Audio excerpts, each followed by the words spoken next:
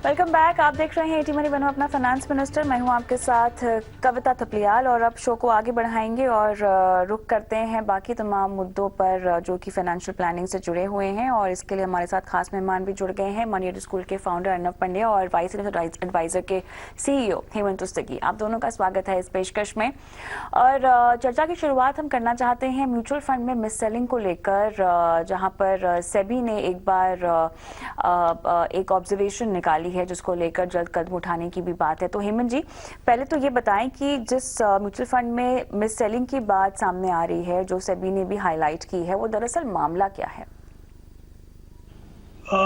कविता, जो news reports हैं basically उसके हिसाब से जितने भी जो बैंक्स हैं, basically specially public sector bank और प्राइवेट सेक्टर बैंक दोनों जो म्यूचुअल फंड डिस्ट्रीब्यूटर करते हैं, तो आई थिंक जो फाइंडिंग है वो पिछले अभी एकदम ये नई चीज़ नहीं है, ये काफ़ी साल पहले भी हमने देखा है। और हर साल जब फिगर्स आती हैं तो पता चलता है कि जिन भी बैंक जो म्यूचुअल फंड डिस्ट्रीब्यूशन करते हैं, उनके जो म्यूचुअल फंड्स हैं, उनके जो विद इन द ग्रुप जो म्यूचुअल फंड्स हैं, तो ये पाया गया कि जो उनका जो मैक्सिमम जो मोबिलाइजेशन है वो खुद के म्यूचुअल फंड से है। यानी जो मेजॉरिटी जो म्यूचुअल फंड उन्होंने डिस्ट्रीब्यूट किया है, जो बेचे हैं अपने क्लाइंट्स को, उसमें बहुत बड़ा हिस्सा जो है अब उन्हीं के ग्रुप के फंड का है।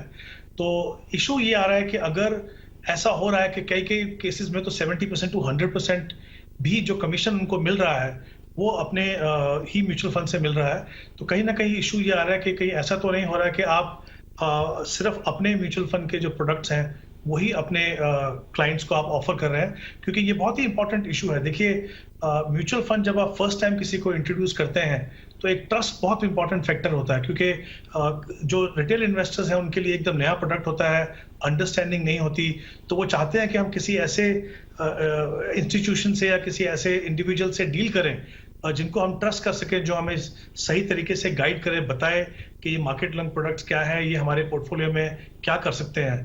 तो जब ये ऐसा इशू आता है कि आप सिर्फ अपने ही म्यूचुअल फंड के जो प्रोडक्ट्स अगर आप उनको ऑफर कर रहे हैं, तो कहीं ऐसा तो नहीं हो रहा कि आप उनकी परफॉर्मेंस को इग्नोर कर रहे हैं, उनकी सूटेबिलिटी को इग्नोर कर रहे हैं, और आपका फोकस सिर्फ इतना है कि आप उन फंड्स को अपने क्लाइंट्स को बेचें। तो आई थिंक जब ये फिगर्स आई हैं, जैसे मैंने कहा पिछले कई सालों से ये फिगर्स आ रही हैं, तो जैसा कि देखने में या जो न्यूज़ रिपोर्ट्स हैं उसके हिसाब से पता चल रहा है कि सेबी ने इसके बारे में डिटेल मांगी है कि आपका कितना कंट्रीब्यूशन, या जो म्यूचुअल फंड्स को पूछा है कि आपके जो बैंक्स जो डिस्ट्रीब्यूट करते हैं उनका कितना कंट्रीब्यूशन है आपके टोटल एसेट्स में। ऐसे में अर्नव जी, एसएबी ने ये भी कहा है कि आपको एक ही फंड हाउस के फंड्स नहीं खरीदने चाहिए। कहीं ना कहीं ये उन चीज़ों में से एक है जो अक्सर हम निवेशकों को और दर्शकों को करता हुआ देखते ही हैं, क्योंकि उनका खाता होता है किसी बैंक में, तो वो उसी बैंक की अगर फंड्स है तो वो ही खरीद लेते हैं। निवेशकों के लिहाज से ऐसा करना कितना गलत होगा, और साथ ही ये जो फंड्स बेचे जाते हैं ये क्या कहकर बेचे जाते हैं जब भी आप जाते हैं बैंक में कोई खाता खुलवाने या कोई काम करने? अगर आपके पास बैंक का अकाउंट है और मान लीजिए कि बैंक आपको एज एन इन्वेस्टर या as a customer mutual funds बेचने की कोशिश कर रहा है, तो कई सारे कारण बताए जाएंगे। एक तो फॉर एग्जांपल ये होता है कि आपके लिए एक अच्छा रिटर्न मिलेगा, तो वो हिसाब से इन्वेस्टर को कहा जाता है कि आप यहाँ पर म्यूचुअल फंड में डालिए तो आपको रिटर्न अच्छा मिलेगा as compare to fix deposits. तो इसमें तकलीफ क्या है कि फिक्स डिपॉजिट डेट प्रोडक्ट है, जो म्यूचुअल फंड्स बेचे जाते हैं वो इक्विटी प्रोडक्ट है। कई बार इनफॉर्मली रिटर्न्स के बारे में भी बात की जाती है, जबकि आपको ये जानना जरूरी है कि म्यूचुअल फंड्स डेट हो, इक्विटी हो, हाइब्रिड हो, वहां पर कोई गारंटीड रिटर्न्स नहीं होते हैं और मार्केट के हिसाब से आपको मिलते हैं। और तीसरी बात ये भी होती है कि जब आपको इस प्रकार के म्यूचुअल फंड्स बैंक बेचता है, तब आपको कई सारे उसके टैक्स बेनिफिट्स भी बताए जाते हैं, तो वो भी आपको जांच कर लेना है कि जो टैक्स बेनिफिट्स है वो आपके लिए सूटेबल है, आपके लिए योग्य है। और इसमें एज अ इन्वेस्टर आपको एक पहली बात तो ये है कि एक ही फंड हाउस के सभी प्रकार के म्यूचुअल फंड्स पोर्टफोलियो में रखना एक बड़ा जोखिम है, क्योंकि एक ही स्टाइल ऑफ मैनेजमेंट आता है। तो जब हम बात करते हैं कि आपको डाइवर्सिफाई करना चाहिए, तो डाइवर्सिफाई अक्रॉस ज्योग्राफिकल एरियाज आपको करना चाहिए, डाइवर्सिफाई अक्रॉस मार्केट कैप्स करना चाहिए, डाइवर्सिफाई अक्रॉस मैनेजमेंट स्टाइल्स भी करनी चाहिए, क्योंकि हर एक स्टाइल की एक अलग प्रकार का मैनेजमेंट होता है और उस अलग अलग समय पे वो चलता है। तो इसीलिए एक फंड हाउस के सभी फंड्स रखने अच्छे नहीं है। और दूसरी बात ये भी है कि आपको एक चॉइस मिलना चाहिए और चॉइस आपके लिए सूटेबल होना चाहिए। ये बहुत इंपॉर्टेंट है कि चॉइस में आप कौन से फंड शामिल करते हो, वो बड़ा महत्व रखता है। तो अब ऐसे में सेबी ने अब जो बातें हाईलाइट की हैं हेमंत जी, इसको लेकर क्या एक्शन लिया जा सकता है अब, क्योंकि संज्ञान में आई है सेबी की ये सारी बातें और काफी लंबे समय से इस पर बातचीत भी चल रही है। अब आने वाले वक्त में क्या कुछ हो सकता है? देखिए कविता, देखना होगा कि किस, पहली बात तो जो डेटा वहां से आएगा वो, या जो रीजन दिए जाएंगे, जो जो म्यूचुअल फंड से उनको इन्फॉर्मेशन मिलेगी वो देखी जाएगी। उसके अलावा फिर देखिए प्रोसेसेस फॉलो करने होते हैं हर म्यूचुअल फंड डिस्ट्रीब्यूटर को, कि आप जब आप क्लाइंट को जो भी प्रोडक्ट ऑफर करते हो तो उनकी वो सुटेबिलिटी आप देखते हो कि नहीं देखते हो, या उनका जो प्रोफाइल है उसको देख के आप वो प्रोडक्ट दे रहे हो कि नहीं दे रहे हो। तो मुझे लगता है कहीं ना कहीं शायद अगर ये ज़्यादा डीप होगा तो फिर कहीं ना कहीं जो डिस्ट्रीब्यूशन मॉडल है बैंक्स का, कहीं ना कहीं उसमें आप उसको थोड़ा रिवैम्प होते देखेंगे और शायद थोड़ी और ट्रांसपेरेंसी देखेंगे, और शायद देखेंगे कि जिस तरीके से बाकी म्यूचुअल फंड्स भी उनको ऑफर किए जाने चाहिए वो होते रहेंगे। तो मुझे लगता है जो भी इन्वेस्टर्स बैंक्स के थ्रू इन्वेस्ट करते हैं और वो डिजर्व करते हैं कि उनको बेहतर प्रोडक्ट मिले, उनको ऑप्शंस मिले, और जैसा मैंने पहले कहा सबसे इंपॉर्टेंट चीज़ ये है कि जो प्रोडक्ट उनको मिले वो उनकी रिक्वायरमेंट के हिसाब से वो सूटेबल हो, तो वो मिले। तो मुझे लगता है इसमें जो भी कदम होगा सेबी की इंटेंशन वही रहेगी कि उसमें ट्रांसपेरेंसी बढ़े, और जो भी इन्वेस्टर्स म्यूचुअल फंड के थ्रू डिस्ट्रीब्यूशन या जो प्रोडक्ट खरीद रहे हैं उनको सही तरह के प्रोडक्ट मिले, उनको सही चॉइसेस मिले। तो मुझे लगता है इन्वेस्टर्स के लिए काफ़ी अच्छा कदम होगा। अर्नब जी, क्या ऐसा है कि जो फंड्स खराब परफॉर्म कर रहे हैं उनको बेचने के पीछे ज्यादा मेहनत की जाती है बैंक्स द्वारा? नहीं, ऐसा नहीं है कि जो फंड्स खराब परफॉर्म कर रहे हैं उनके पीछे मेहनत की जाती है, लेकिन कई बार क्या होता है कि जब एक बैंक सिर्फ अपने ही फंड हाउस के स्कीम्स बेच रहा है, तब ये लाइकली है कि जो स्कीम वो बेच रहा है उसका परफॉर्मेंस बहुत अच्छा नहीं है। तो आइडियली क्या होना चाहिए कि उस कैटेगरी में अगर उसका परफॉर्मेंस अच्छा नहीं है तो आप कोई और स्कीम बेचें। लेकिन जब परफॉर्मेंस अच्छा न होने के बावजूद भी उसे बेचा जाता है, तो वो एक्चुअली मिस सेलिंग का एक बहुत ऑब्वियस एग्जाम्पल बन जाता है, क्योंकि उसमें तो बहुत क्लियर है कि अगर फंड भी परफॉर्म नहीं कर रहा है, कंसिस्टेंसी नहीं है, अंडर परफॉर्म कर रहा है, और फिर भी आप उसे बेच रहे हो टू अनसस्पेक्टिंग इन्वेस्टर्स, तो ये सही नहीं है। और इसीलिए जब भी कोई निवेशक जाए अपने बैंक से, अगर मान लीजिए उसे सलाह भी मिले, तो अपना थोड़ा होमवर्क करने से शायद इसमें उनको फर्क पड़ेगा, क्योंकि तब वो जान पाएंगे कि कहाँ वो उनको निवेश करना चाहिए। चलिए, तो कुल मिलाकर निवेशकों को और जागरूक होने की ज़रूरत है, और एक ही एएमसीज के फंड से पोर्टफोलियो नहीं बनाना है आपको। फंड की परफॉर्मेंस और बाकी तमाम चीज़ों को ध्यान में रखते हुए, जिस पर आपको लगातार सलाह मिलती रहती है इस शो पर, उन बातों को ध्यान में रखते हुए आपको फाइनेंशियल पोर्टफोलियो बनाना है। लेकिन शो को आगे बढ़ाएंगे और अब सीधा जुड़ेंगे दर्शकों के साथ। श्याम सुंदर जोशी फोन लाइन पर मेरे साथ हैं। नमस्कार। हाँ जी, नमस्कार जी। सर, अपने टीवी की आवाज कम कर देंगे और मुझसे फोन पर बात करेंगे प्लीज। हाँ बताइए हाँ जी, सर। नमस्कार जी। जी नमस्कार। अच्छा, कि मेरे पास कुछ स्लिप है, जैसे Aditya Birla frontline equity fund है, एचडीएफसी टॉप फंडेड है जी, कोटक ब्लू चिप फंड है, फ्रैंकलिन इंडिया फोकस्ड फंड है, कि निपन इंडिया ग्रोथ फंड है, ICIC prudential flexi cap fund है जी। अब इसमें से मुझको ये जानना है इसमें कौन सा फंड मुझको कंटिन्यू करना है, या कि कौन सा क्वेश्चन हटाना है, कौन सा फंड हटाना है मुझको? कब से कर रहे हैं आप इसमें निवेश? इसमें अलग अलग समय से, जैसे आदित्य बिरला के अंदर मैं कर रहा हूँ 2009 से, एचडीएफसी टॉप 100 में भी 2009 से, और कोटक ब्लू चिप में 2009 से शुरू किया था, फिर 2015 में बंद कर दिया, फिर शुरू कर दिया है। अच्छा। और फ्रैंकलाइन के अंदर इसी साल जनवरी में शुरू किया था, और कि निपन इंडिया के अंदर 2010 से है, और आईसीआईसी प्रोड्यूसर फंड के अंदर कि नवंबर 2021 से है। कितने साल तक आपको रहना है इनमें? मुझको 5 साल तक और रहना है इसके अंदर। और कितना इकट्ठा करना चाहेंगे आप? अब इकट्ठा तो 2 करोड़ के आसपास। अभी करंट वैल्यू क्या होगी? करंट वैल्यू के 12 लाख के आसपास है, कितनी? कि 12 लाख। चलिए 12 लाख के आसपास है। अर्नब जी बताएं, निवेश कहाँ बढ़ाना होगा और किस फंड को एग्जिट करना होगा? देखिए, मुझे 2-3 चीजें बहुत ऑब्वियस यहाँ पर दिख रही है। पहली बात ये, अगर आज की तारीख में पोर्टफोलियो का वैल्यू 12 लाख है और आपको 5 साल में 2 करोड़ चाहिए, तो वो अचीव करना शक्य नहीं, यानी कि पॉसिबल नहीं है at this kind of investment. तो ये इसको आपको गोल्स को रिविजिट करना होगा और आगे जाते हुए थोड़ा निवेश भी बढ़ाना होगा। लेकिन इसमें क्या है कि फर्क इतना बड़ा है कि थोड़ा निवेश बढ़ाने से शायद गोल्स अचीव ना हो पाए।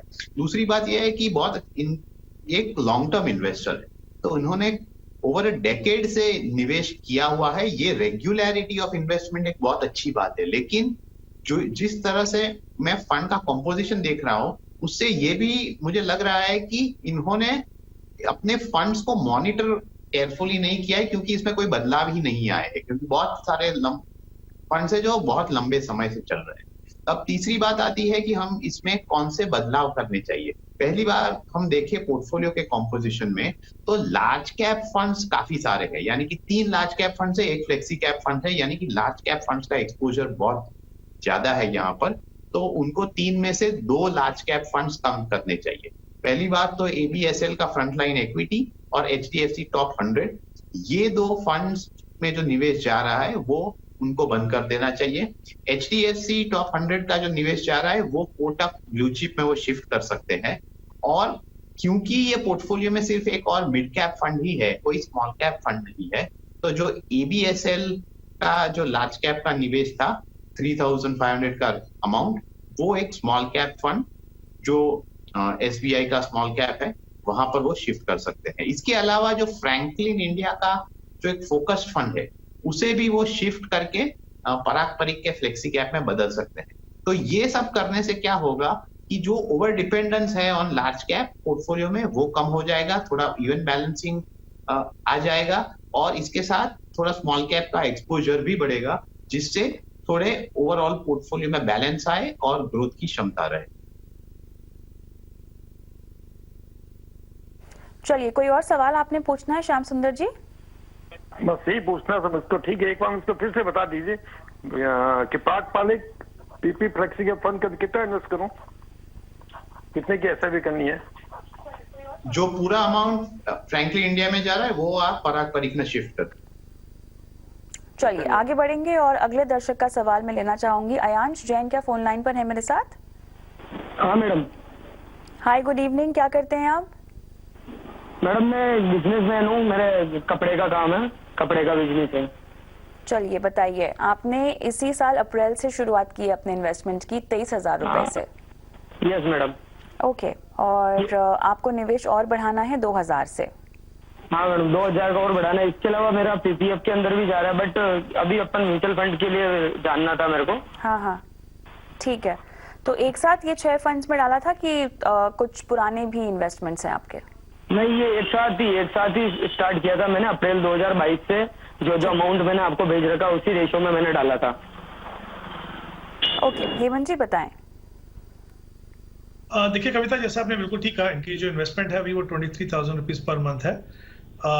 10 साल का इनका टाइम हॉराइजन है। तो अगर हम क्योंकि इक्विटी फंड में इन्वेस्ट कर रहे हैं प्राइमरीली, तो अगर हम 12% का रिटर्न मान के चलते हैं तो इनको जो कॉर्पस जो एक्यूमुलेट होगा करीब 54 लाख होगा। और जैसा इन्होंने कहा कि ये शायद 2,000 से अपनी SIP बढ़ाने चाहते हैं, तो वो कुल मिला के करीब 25,000 की SIP होगी। तब इनका कॉर्पस, अगर ये अपना प्रोसेस कंटिन्यू करते हैं पूरे 10 साल अनइंटरप्टेडली, तो करीब 58 लाख हो जाएगा। तो मुझे लगता नहीं कि इनको अपने गोल को अचीव करने में कोई इशू होगा। इनका पोर्टफोलियो ब्रॉडली मैं कहूँगा फंड सिलेक्शन काफ़ी अच्छा है, लेकिन सर एक ही मुझे लगता है चेंज इनको करने की ज़रूरत है, क्योंकि इनका समय जो है वो 10 साल का है, तो इनके पास एक बैलेंस एडवांटेज फंड है। मुझे नहीं लगता कि वो बैलेंस एडवांटेज फंड इतने लॉन्ग टर्म के लिए, स्पेशली जब आप एक बड़ा कॉर्पस बनाने की कोशिश कर रहे हैं, तो वो सूटेबल है। उसकी जगह में अगर आप ICICI प्रू का जो large and mid cap fund है वो अगर लें तो अच्छा है। और जो 2000 इनको जो इन्वेस्टमेंट करनी है एडिशनल अभी, वो एग्जिस्टिंग फंड जो है इनका एक्सिस ग्रोथ अपॉर्चुनिटी, जो एक primarily large and mid cap category का फंड है, और कुछ पैसा जो है वो ऑफशोर में भी इन्वेस्ट होता है, उस फंड के अंदर करें। तो अगर ये, जैसा मैंने पहले कहा, अपने प्रोसेस को अनइंटरप्टेडली 10 साल तक कंटिन्यू करें और ये पोर्टफोलियो अगर बना के रखें, तो डेफिनेटली इनका जो टारगेट है वो पूरा होगा। चलिए, अयांश कोई सवाल पूछना चाहते हैं? मैडम बस मेरे को यही जानकारी लेनी है कि जैसे 2000 का बढ़ाना, तो वो एक्सिस ग्रोथ अपॉर्चुनिटी फंड में बढ़ाना और एक बैलेंस एडवांटेज फंड को कम करके ICICI के अंदर शिफ्ट करना है, बस यही है ना मेरे लिए सजेशन। आपको सलाह बेहतर तरीके से समझनी है तो ये शो YouTube पर भी जाता है, आप वहां पर देख सकते हैं। लेकिन शो को आगे बढ़ाएंगे, अब सीधा रुख करते हैं निवेश के गुरु मंत्र की ओर।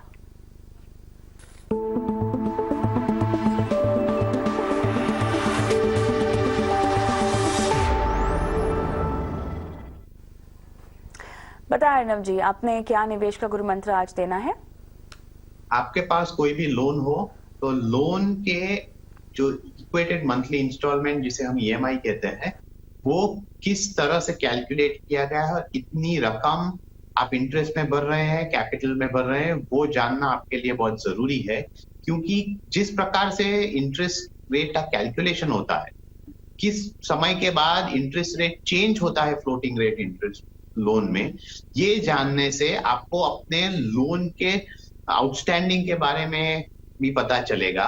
और ये जानना इसीलिए जरूरी है ताकि आप जब कोई भी रीपेमेंट करना चाहे या लोन को खत्म करना चाहे, तब आपके पास पूरी और सही जानकारी हो और आप यही जान के कोई कदम बढ़ाए जिससे आपके लोन के बर्डन कम हो जाए। हेमंत जी। कविता, मैं कहना चाहूंगा कि टैक्स सेविंग इन्वेस्टमेंट कभी भी साल के आखिर में जल्दबाजी में मत कीजिए। ये आपके ओवरऑल इन्वेस्टमेंट प्लान का हिस्सा होना चाहिए, और जब आप ऐसा करेंगे तो आपके दो बड़े फायदे होंगे। एक तो आपको सही ऑप्शन चुनने का मौका मिलेगा, क्योंकि जो एसेट एलोकेशन है उसके हिसाब से आप अपनी इन्वेस्टमेंट करेंगे, और इन इन्वेस्टमेंट को अगर आप अपने लॉन्ग टर्म इन्वेस्टमेंट गोल्स के साथ अलाइन करेंगे तो आप देखेंगे कि जो सही मायने में जो इनका पोटेंशियल है वो उसके सामने आएगा, और आपको लॉन्ग टर्म में वो काफी आपके वेल्थ क्रिएशन प्रोसेस में कंट्रीब्यूट करेगा। चलिए आगे बढ़ते हैं। विरल भटनागर फोन लाइन पर हमारे साथ हैं। नमस्कार। नमस्कार मैम। पूछिए। मैम मेरा कोटेक स्टैंडर्ड मल्टी कैप जो फंड है उसमें इन्वेस्टमेंट है, तो अभी जैसा कि परफॉर्मेंस अच्छी नहीं चल रही है, तो मैं क्या अपनी सारी इन्वेस्टमेंट जो कि अप्रोक्सीमेटली 5 लाख है, तो उसको कोटेक इमर्जिंग इक्विटी में ट्रांसफर कर लूं? आई हैव, मतलब मेरा अभी SIP उसमें स्टार्टिंग है 5000 रुपीज की। तो आपने ये कब से निवेश किया हुआ है इसमें? मैम फ्लेक्सी कैप में मेरे 3 साल से ज्यादा का टाइम हो चुका है। तो और पिछले 2 साल से मेरा इमर्जिंग इक्विटी में SIP चल रहा है, तो मैं वही सोच रहा था कि क्या मैं उस पर स्विच कर दूं। अर्नब जी, क्या फ्लेक्सी कैप कैटेगरी के तमाम फंड्स में हम इस तरह का डाउनटर्न देख रहे हैं परफॉर्मेंस के लिहाज से? नहीं, फ्लेक्सी कैप का परफॉर्मेंस अगर आप देखें तो ऐसे बुरा नहीं है, क्योंकि उसमें लार्ज कैप का डोमिनेंस है। तो अगर आप देखेंगे तो पिछले 1 साल में पॉजिटिव टेरिटरी में एवरेज परफॉर्मेंस है, तो ये एक अच्छी बात है। लेकिन अगर आप थोड़ा लॉन्गर टर्म जाएंगे तो आपको जो कंपाउंडेड रेट ऑफ रिटर्न आपको दिखाई देगा 3 साल 5 साल में, वो काफी अच्छा है। तो मेरे हिसाब से फ्लेक्सी कैप ऐसा कैटेगरी में कोई तकलीफ नहीं है। अब इन निवेशक को एक ये जानना होगा कि उनके पोर्टफोलियो में दूसरे कौन से फंड है, क्योंकि देखिए आपको फ्लेक्सी कैप फंड मान लीजिए कोटक एक अंडर परफॉर्मर है तो उससे बदलना है, तो लेकिन जो आप फंड के बारे में बात कर रहे हो वो एक मिड कैप फंड है, कोटक इमर्जिंग इक्विटीज। तो आप एक फ्लेक्सी कैप जिसमें लार्ज कैप का डोमिनेंस है, वहां से आप मिड कैप में शिफ्ट हो रहे हो, लेकिन क्या आपके पोर्टफोलियो में और कहीं एडिशनल मिड कैप फंड्स है, आपके पोर्टफोलियो में लार्ज कैप का कितना एक्सपोजर है, उससे डिसाइड होगा कि वेदर आपको ये शिफ्ट करना है या नहीं। तो ये जानना बहुत जरूरी है, क्योंकि देखिए as a matter of performance, consistency, Kotak emerging equities एक अच्छा फंड है और आपको उसका परफॉर्मेंस भी अच्छा दिखेगा। फंड मैनेजर ने भी इसे बहुत अच्छी तरह से मैनेज किया हुआ है। लेकिन क्या इनके पोर्टफोलियो के लिए ये सही है, ये शिफ्ट और ये इतनी अमाउंट यहाँ पर आना, ये ही सिर्फ एक क्वेश्चन।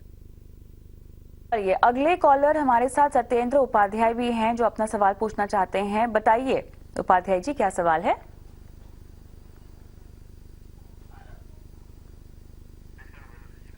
चलिए इनसे कनेक्ट हो, तब तक इनका सवाल बहुत सिंपल है और ये कह रहे हैं हर महीने जो सैलरी से टैक्स कट रहा है उसको कैसे बचाया जाए। हेमंत जी। कविता, इनके पास ऑप्शंस हैं काफी। पहले तो सेक्शन 80C के अंदर जो इन्वेस्टमेंट ऑप्शंस में, उसमें अगर वो इन्वेस्ट करेंगे तो 1.5 लाख तक का जो इन्वेस्टमेंट है उस पर टैक्स बचा पाएंगे। तो अगर ये सैलरीड एम्प्लॉय है तो ऑब्वियसली इनका जो एम्प्लॉयज प्रोविडेंट फंड है वो भी उसका हिस्सा है। उसके अलावा काफी सारे ऑप्शंस हैं, जैसे पब्लिक प्रोविडेंट फंड है, 5 ईयर बैंक फिक्स डिपॉजिट्स है, अगर इनके पास लाइफ इंश्योरेंस है उसका जो प्रीमियम है वो भी इसमें आता है, या फिर म्यूचुअल फंड के जो इक्विटी लिंक सेविंग स्कीम्स हैं वो भी आते हैं। और अगर उनके पास अगर जब भी हाउसिंग लोन हो अगर कोई, तो उसका जो रीपेमेंट है, उसका जो प्रिंसिपल रीपेमेंट है वो भी उसके शामिल है। तो काफी सारे ऑप्शंस हैं।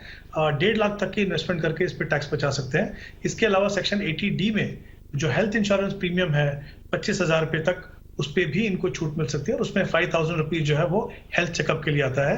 तो इसके अलावा अगर उनके पेरेंट्स हैं और वो सीनियर सिटीजन है तो 50,000 रुपीज की छूट वहां पे ले सकते हैं। तो इन दोनों को मुझे लगता है अगर ये इस्तेमाल करें, इन्वेस्टमेंट करें या तो फिर हेल्थ इंश्योरेंस लें, तो काफी हद तक जो इनकी टैक्स लायबिलिटी है वो खत्म हो जाएगी।